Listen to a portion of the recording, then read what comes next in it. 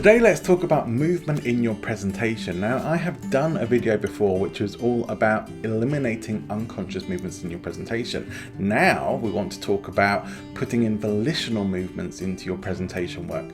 The reason to do this is because firstly it's going to make you look like you know what you're doing on the stage, like you're intentionally going to certain places to speak, and even on a smaller scale like a virtual sit-down presentation like I'm doing right now, you can use gestures in a similar kind of way.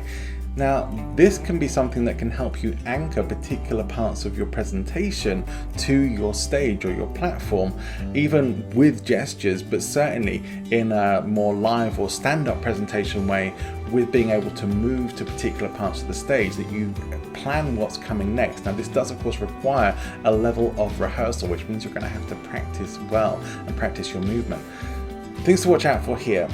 Aim not to be moving around when you're saying something important. Probably ideally you want to be pretty much front and center of your stage and be clear that that is your most important part of your message, or that you're making a very clear point.